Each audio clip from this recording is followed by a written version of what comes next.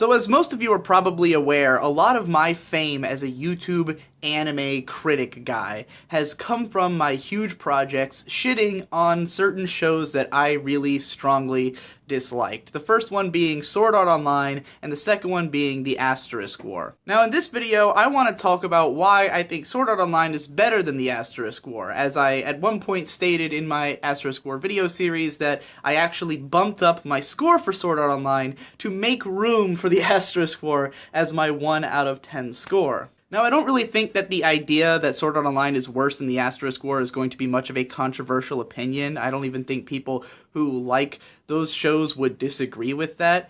But, you know, I first want to talk about, like, how my ratings work and why they are at that 1 and 1.5 level on the scale. Because, to me, my 10 scale is not based on some kind of, you know, standard that I have set in place for, like, what is the minimum for an anime to be good. It's really just a comparison between all the shows I've finished. Which is why I've always said, back when I was talking about Sword Art Online, that it was the worst anime I'd ever finished. There are definitely worse anime in existence, but I don't usually finish shows I don't like. So the shows that I hated but went out of my way to finish are bound to be the worst ones that I've finished.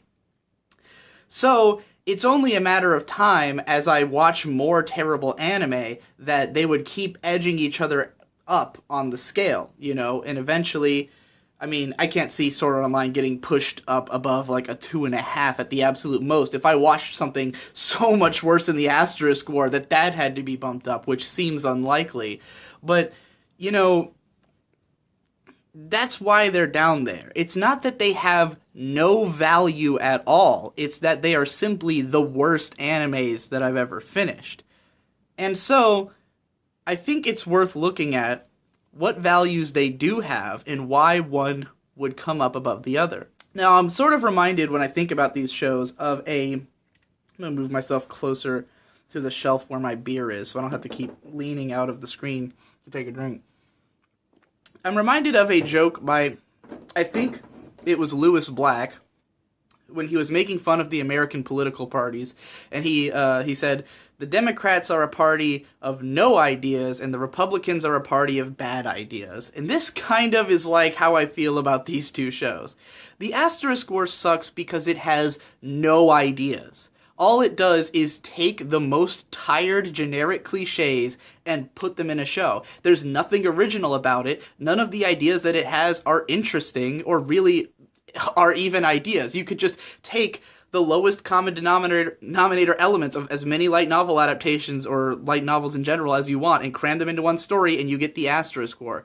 There are no ideas. There's no imagery in it that's worth looking at. You know, the character designs are generic, the things that happen are not interesting. The best thing it has going for it is like an okay soundtrack, a pretty okay ending theme song, and like not being utterly shit, like not being so obviously ugly that looking at it repulses you. You know, that's the best thing I can say about it. But you know, even the worst anime is better than all but the greatest turd. Like, you know, the fact that it even is a thing means it's not the worst thing in existence, but in comparison to any other anime show, it's pretty fucking low on the list in terms of having ideas or having any originality to it. Now, Sword Art Online is a show that has actually a lot of ideas. It actually has some pretty creative and interesting ideas. It just executes them all horribly. And it just doesn't, like, seem to understand its own intrigue. Like Reki Kawahara seems like an author who, you know, gets pretty okay ideas in his head and then runs with them, but doesn't know how to make them, you know, appear as good as they are. And I think that's a big part of why the show has maintained such popularity in spite of being so bad, is that a lot of people are just attached to the ideas. A lot of people recognize the more interesting elements of it and sort of run with it in spite of... Those are clean clothes, by the way. I just suddenly noticed I had a clothes hamper overflowing in the background. But those are clean. That's my clean clothes. I'm going to move that out of the shot. Now, I could go on for a while breaking down every idea in SAO, what works and what doesn't work. But for the sake of this video, and I'm kind of doing this as a precursor to another thing I'm working on, but I think the best way to explain what SAO does well is its aesthetic elements. Not all of them.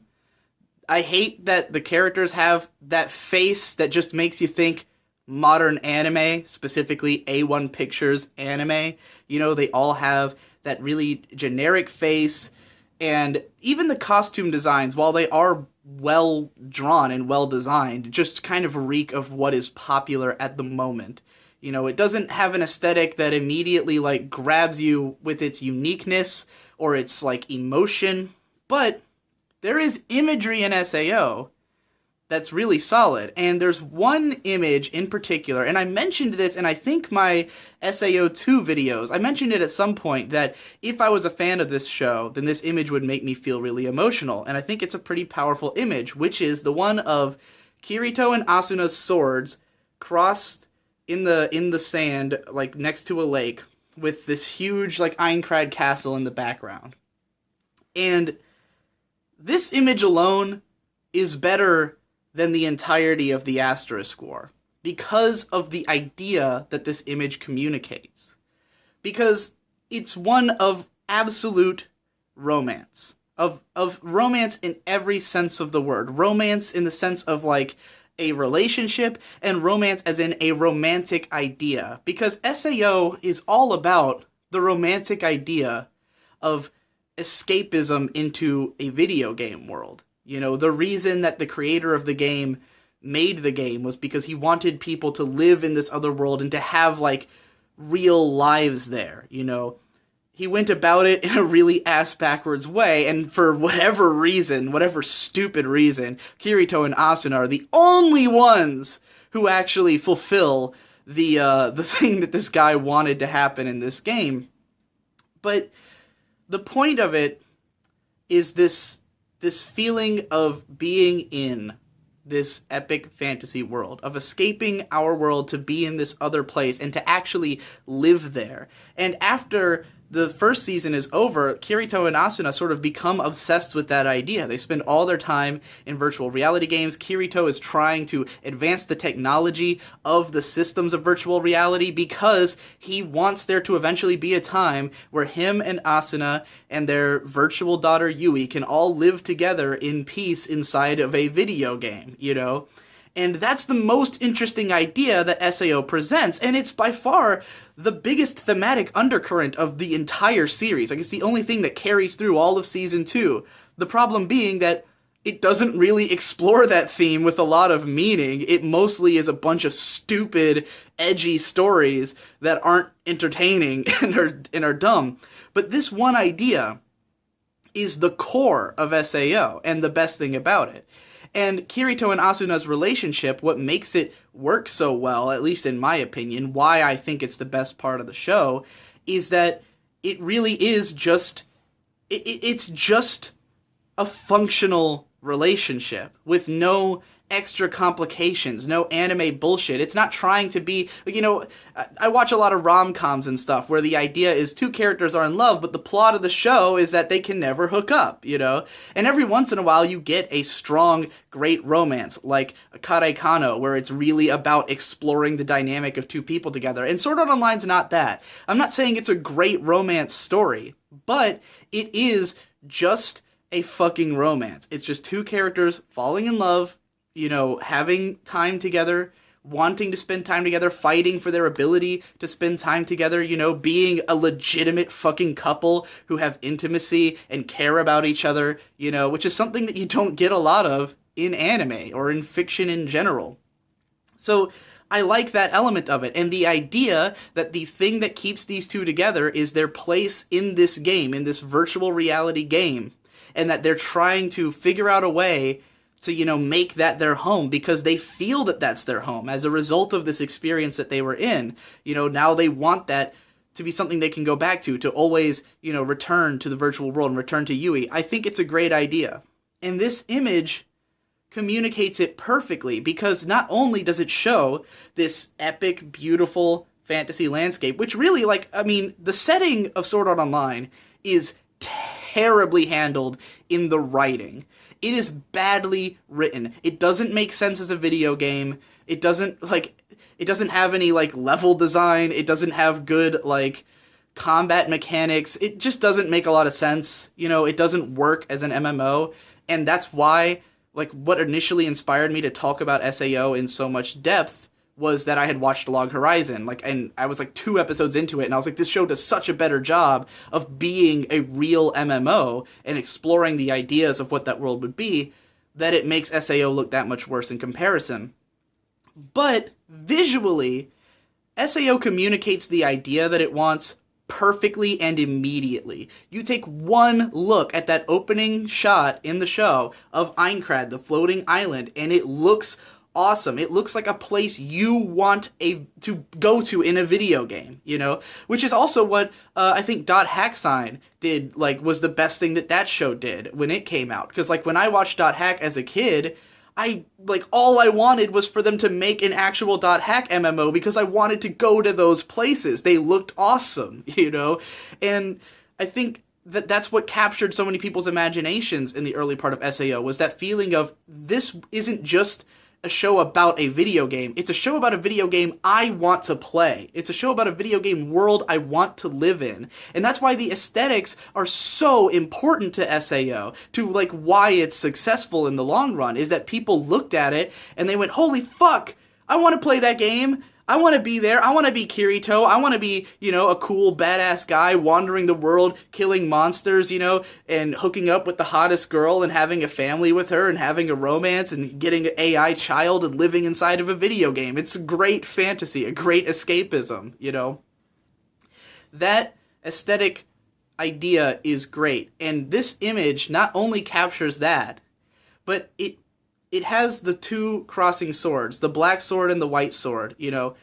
Pretty obviously comes to mind like bride and groom imagery, you know, the man dressed in black, the woman dressed in white.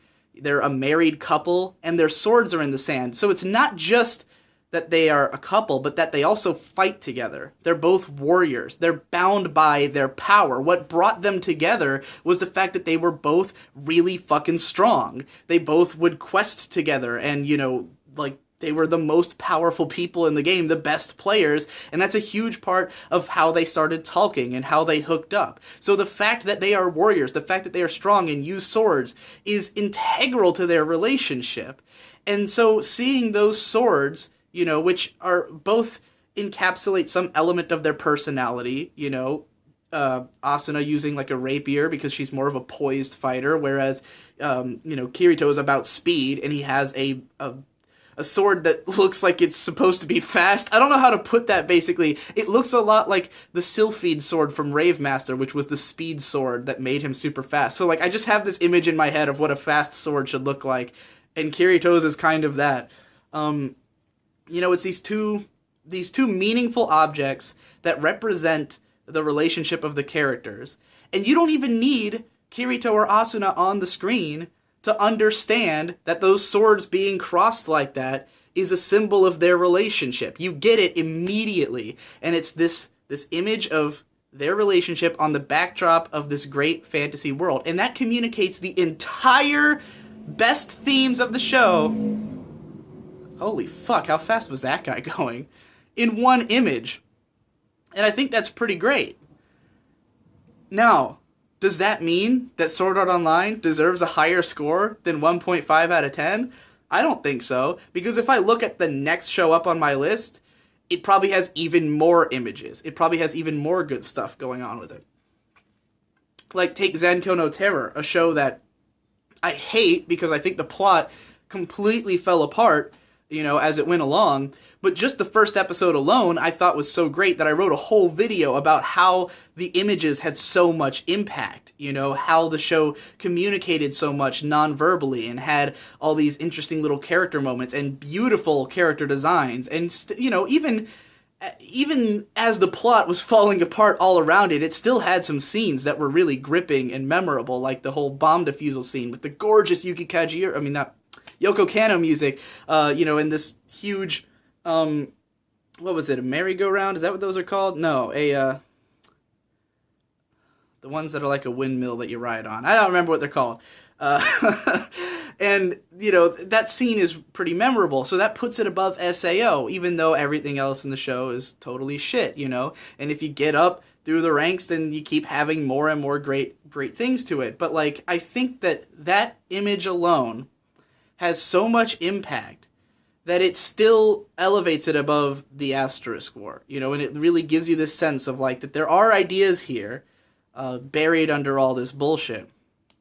And I think that appreciating this, appreciating how one image can be so meaningful, can give us more insight into, like, looking at anime as, you know, people like to say the phrase more than the sum of its parts, but I'm like, let's also judge the sum of its parts and make sure we appreciate how much value there is in some of those parts, you know? I mean, the whole of SAO is worse than this one image, but this one image is pretty good. So, like, I think there's a lot of shows that have a lot of strong elements that are really great and worth celebrating. And because people won't, you know, people are judging it on the whole. And this is how we got something like Cabaneri of the Iron Fortress, where, you know, like, Giga had his whole video where he was like, you know, if the writing and characters suck, then the shows suck. And I'm like, well, I mean, you could say that on the whole, the show wasn't as good as it, you know, could have been, but there's a lot of good things in there. There's a lot of images in Cabaneri that are great, even if it's just for visceral reasons. Like I said in my video, a guy fucking nailing metal to his chest. Like, that's awesome. Just on, like, on a level of, like, what are cool things that you could, that a human could do. You know, like, there's something about that sort of survivalist instinct and going above and beyond and inflicting pain on yourself for the sake of survival that I think speaks to a core element of humanity, of, like, something that we understand on a visceral level. So that's why I still think that show has a lot of worth that's being undervalued. You know, I called it in my video an art book because art books are cool, you know, like, you don't get a narrative, you don't get interesting story and characters out of an art book, but those pictures alone can evoke a lot of things that make you, you know, think and feel something. And I think that's something to be valued and appreciated, even when it's from Sword Art Online.